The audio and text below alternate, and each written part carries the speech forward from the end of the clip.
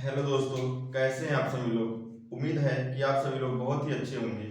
तो मैं आज आप लोगों के सामने एक नए टॉपिक के साथ आया हूँ, जिसमें आपको मैं पढ़ाने नहीं बल्कि बताने आया हूँ कि एग्जाम के दौरान क्या करें और क्या ना करें। कौन सी वो गलतियां हैं जो हमें एग्जाम तो देते हैं लेकिन सिलेक्शन से पीछे रखता है, यानी सिलेक्शन नहीं हो पाता है। तो उन गलतियों को हमें क्या करना, दोहराना नहीं है। और कौन सी वो गलतियां हैं जिससे हम सीख ले सकते हैं और आगे की एग्जाम में आने वाले या जो भी नए स्टूडेंट होंगे, जो भी नए बच्चे होंगे जो अभी अपनी तैयारी कर रहे हैं, तो इन बातों को जरूर ध्यान में दीजिएगा। आइए देखते हैं क्या है।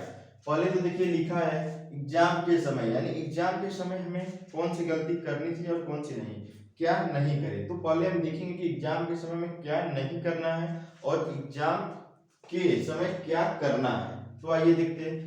लिखा है पहला, देखिए आप लोगों को दिख रहा होगा, सिर्फ पढ़ना है। यानी सभी बच्चे हैं जो पढ़ते हैं, जो भी बच्चे हैं तैयारी करते हैं, वो अपनी तैयारी क्या करते हैं, अपने क्षमता के हिसाब से तो पूरा करते हैं, लेकिन उन्हें सफलता नहीं मिलती। तो क्यों? देखिए, बहुत सारे बच्चे होंगे जिनको क्या होता है कि मैथ में या फिर किसी भी सब्जेक्ट में कर दीजिए इंटरेस्ट रहता है, तो वो क्या करते हैं, डेली 5 घंटे 6 घंटे 7 घंटे जो भी पढ़ते हैं, तो अपना मैक्सिमम टाइम कि अगर 6 घंटे पढ़ रहे हैं तो उसमें से 4 घंटे लगभग समय अपना दे देते हैं जो इस सब्जेक्ट में उनका रुचि रहता है। जैसे मान लेते हैं मैथ, ठीक। तो जिसमें अगर मैथ का अगर किसी को इंटरेस्ट है तो वो अपना मैक्सिमम टाइम किस पे देता है, मैथ। बाकी जो सब्जेक्ट रहता है एग्जाम में, उन पे क्या करता है, ज्यादा फोकस नहीं कर पाता है। तो पहला गलती तो यही कर देता है कि अपना समय सबसे ज्यादा वहां पे दे दे रहा है पर्टिकुलर एक सब्जेक्ट में, जिससे क्या होता है, वो एग्जाम से पीछे रह जाता है। यानी एग्जाम में सिलेक्शन से वो एक कदम पहले ही पीछे हो गया। अब देखिए, दूसरा गलती क्या करते हैं, सोशल मीडिया। आज का दौर सोशल मीडिया का दौर है, और सोशल मीडिया के दौर में सभी लोग सोशल मीडिया से जुड़े हैं। तो इस दौरान में पढ़ाई भी क्या हो चुका है, अब सोशल मीडिया के थ्रू जुड़ गया है, डिजिटल हो गया है। तो इसमें क्या करते हैं कि सभी लोग यूट्यूब के थ्रू ज्यादा पढ़ते हैं। तो यूट्यूब पे जब पढ़ने जाते हैं तो देखते हैं जो भी वीडियो आता है उसको देखने लगते हैं, या बहुत सारे चैनल को सब्सक्राइब कर देते हैं। तो उस पे क्या होता है कि उनका एक किसी एक चैनल पे क्या होता है, उनका विश्वास नहीं हो पाता और अलग अलग चैनल पे जाके अपना टाइम देते हैं, जिससे क्या होता है कि देखते तो बहुत ज्यादा है लेकिन रिजल्ट उनको बहुत कम मिलता है। इसलिए हमें ये भी करना है कि जो भी हमारे YouTube चैनल जिसको भी हम सब्सक्राइब कर रहे हैं, मान लीजिए कि जैसे रोजगार मंत्रा चैनल है, तो आपने इसको सब्सक्राइब कर लिया, तो आप एक या दो ही चैनल को सब्सक्राइब करिए जिसपे आप अपना विश्वास जमाइए, और अपना सोशल मीडिया पर अगर आपको पढ़ना है तो सिर्फ उसी चैनल से पढ़िए। ज्यादा चैनल को आप ना सब्सक्राइब करें ना फॉलो करें, आप सिर्फ एक या दो चैनल को फॉलो करें और उस पर अपना टाइम दीजिए। अब देखिए, टाइम यहाँ लिख रहा थर्ड टॉप है हमारा टाइम। तो टाइम में क्या करते हैं कि हम पढ़ने के दौरान अपना बहुत ज्यादा समय क्या कर देते हैं, किसी एक सब्जेक्ट या कहीं पर लगा देते। जैसे कि मान लीजिए आज हमें पढ़ना है, तो आज हम क्या करते हैं, 8 घंटे पढ़ लिए। और किसी दिन क्या करते हैं, हम 3 घंटे पढ़ते हैं, और किसी दिन पढ़ते ही नहीं है। तो हमारा रिजल्ट क्या आता है, 3 दिन का मान लीजिए एवरेज क्या आ गया, 8 घंटे 3 घंटे और एक भी दिन 11, लगभग 3.5 घंटा का रिजल्ट निकला है। ठीक, 3.5 4 घंटे का कर सकते हैं। तो हम इसमें क्या करना, हमें पढ़ाई के दौरान अपने टाइम को एक इक्वल रखना है। यानी हम एक एवरेज मान लीजिए अगर हम 5 घंटे पढ़ते हैं, तो हम डेली ही 5 घंटे पढ़ेंगे। किसी दिन 8 घंटे और किसी दिन 4 घंटे नहीं। वो अलग की बात है कि कभी बीच में हमें अगर काम पड़ जाए तो उसका हम क्या कर सकते हैं, आगे 6 घंटे और 7 घंटे पढ़ के कवर कर लेंगे। लेकिन ऐसा डेली नहीं करेंगे कि कभी 8 घंटे तो कभी 3 घंटे पढ़े। ये भी हमारी गलतियां रही। पहला क्या है, सिर्फ हमें पढ़ना नहीं है, किसी एक सब्जेक्ट को नहीं पढ़ना है, सभी सब्जेक्ट पे हमें क्या करना है, समान समय देना है। दूसरा, सोशल मीडिया के थ्रू, यानी मान लीजिए यूट्यूब के थ्रू आप पढ़ रहे हैं, तो आप एक या दो चैनल को ही फॉलो करिए, सभी चैनल को फॉलो नहीं करिए। तीसरा, टाइम, यानी जो भी हम पढ़ रहे हैं तो हमें बराबर बराबर समय देना पड़ेगा। डेली उतना हमें पढ़ना ही पड़ेगा। मान लीजिए एवरेज में अगर 5 घंटे पढ़ रहे हैं तो डेली 5 घंटे का अपना समय निकालिए। ये तो था क्या नहीं करें। अब आइए देखते हैं क्या करें। तो पहला है सिलेबस। मान लीजिए कि आप कोई भी एग्जाम दे रहे हैं, अभी रिसेंटली में मान लीजिए जीडी या बहुत सारे एग्जाम हो रहा है, जो भी आप एग्जाम देने जा रहे हैं, सबसे पहले उसका हमें क्या पता होना चाहिए, सिलेबस, कि उस जो एग्जाम है उसमें क्या क्या पूछेगा। ये तो हमें पता होना चाहिए सबसे पहला। तो सिलेबस हम जानेंगे कुछ एग्जाम में क्या है। जैसे मान लीजिए कि एग्जाम है कोई, तो उसमें जीएस आ गया, मैथ आ गया, फिर हिंदी आ गया, या फिर इंग्लिश आ गया, और लास्ट रीजनिंग आ गया। तो ये हमें पता होना चाहिए कि अब जो जीएस है, तो जीएस के अंदर कौन कौन सा टॉपिक है, किससे क्वेश्चन आएगा। ठीक, मैथ में क्या हमारा टॉपिक है और हमें क्या पढ़ना है। तो जैसे कि मैथ में बहुत सारे टॉपिक रहते हैं, तो सभी से तो एग्जाम में आता नहीं है। जो एग्जाम लेने वाला एग्जामिनर जो होता है, वो पहले से सिलेबस क्या करता है, डिफाइन कर देता है, और उस सिलेबस में भी मैथ में डिफाइन करें किस किस टॉपिक से आएगा।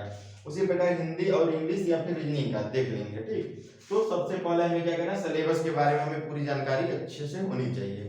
अगर आपको इसकी जानकारी नहीं है तो आप सिर्फ क्या करेंगे, पढ़ेंगे, जो यहाँ पे है सिर्फ पढ़ेंगे और ये गलती जो है रिपीट करेंगे, तो ये भी एग्जाम से आपको बाहर कर सकती है। देखिए, अब सेकंड है, सिलेबस तो जान लिए, लेकिन जो एग्जाम देने जा रहे हैं, तो एग्जाम में जो पेपर में आता है क्वेश्चन, वो किस टाइप का क्वेश्चन आएगा, तो इसकी जानकारी हमें कहाँ से मिलेगी। तो इसकी जानकारी हमें प्रीवियस ईयर पेपर से मिलेगी। तो वही सेकंड बात है, प्रीवियस ईयर। मान लीजिए कोई एग्जाम देने जा रहे हैं, तो ऐसा नहीं कोई एग्जाम सिर्फ पहली बार ही हुआ है, उसके पहले भी अगर वो एग्जाम हुआ है, तो उसके आप क्या करिए, पेपर को अवश्य देखिए। इससे हमें पता चलेगा किस टॉपिक से किस टाइप का क्वेश्चन बन रहा है, किस टॉपिक से किस टाइप का क्वेश्चन बन रहा है, और वो हमें बहुत ही हेल्पफुल होगा। ठीक है, अब देखिए थर्ड क्या है, जागरूकता, यानी इसका मतलब क्या, अपडेट, यानी जागरूकता। किससे जागरूकता, तो आयोग से, कि आपका पेपर कौन सा आयोग ले रहा है, और जो आयोग आपका पेपर ले रहा है, वो आयोग अभी रिसेंटली में कोई पेपर कराया है कि नहीं। अगर कराया है तो वो आयोग के द्वारा जो रिसेंटली में पेपर जो हुआ है, वो किस टाइप का क्वेश्चन पूछ रहा है। अगर मान लीजिए कि कोई पेपर आपका आयोग कराया है दूसरा, और आप किसी और एग्जाम की तैयारी करें, और दोनों में कुछ टॉपिक अगर मान लीजिए कॉमन है, तब देखिए कि आयोग ने उस टॉपिक से किस टाइप का क्वेश्चन पूछा है, तो इससे भी हमको बहुत मदद मिलती है। और लास्ट हमारा है क्या, टेस्ट। अगर हम तैयारी कर लिए, सिलेबस भी पता चल गया, पढ़ भी लिए सिलेबस को पूरा, तैयारी भी हो गया, प्रीवियस ईयर क्वेश्चन हमें पता चल गया किस टाइप का क्वेश्चन आएगा, और जागरूकता से यानी आयोग से पता चल गया, यहाँ से जागरूकता में हम कह सकते हैं क्या, आयोग। किससे जागरूक रहना हमें, आयोग से, कि आपका एग्जाम कौन सा आयोग करा रहा है, वो आयोग ने रिसेंटली में कौन सा पेपर लिया है और किस टाइप का क्वेश्चन दिया है। और जब इतनी पूरी बात हो गई, तो हम अपना एनालिसिस कैसे करें, कि हमारी जो एग्जाम में बैठने जा रहे हैं, क्या उसमें हमारी कंप्लीट तैयारी हो गई। अगर नहीं हुई है, तो उसमें अपना तैयारी को कैसे एनालिसिस करेंगे, कि जो हम तैयारी किए हैं उसमें हमारी कहाँ पे कमी आ रही, तो हमें बताएगा टेस्ट। तो उसका टेस्ट देंगे। अब देखिए, टेस्ट के लिए भी दो ऑप्शन होता है आपके पास, ऑनलाइन और एक ऑफलाइन। ठीक है, तो आप किसका पेपर देने जा रहे हैं, और वो पेपर का क्या है, ऑनलाइन एग्जाम होगा या ऑफलाइन। अगर ऑनलाइन होता है तो आप ऑनलाइन एग्जाम दीजिए, अगर ऑफलाइन होता है तो ऑफलाइन दीजिए। देखते हैं यहाँ पर हम बहुत सारे बच्चे क्या गलती करते हैं, कि उनका एग्जाम तो होने वाला है ऑफलाइन, लेकिन वो गलती क्या करते हैं, ऑनलाइन देते हैं, या उनकी एग्जाम ऑनलाइन होने वाला होता है, लेकिन वो गलती क्या करते हैं, ऑफलाइन देते हैं। तो एक भी गलती हमें नहीं करना है। ठीक है, हमें ऑनलाइन अगर एग्जाम है तो ऑनलाइन, और ऑफलाइन है तो ऑफलाइन।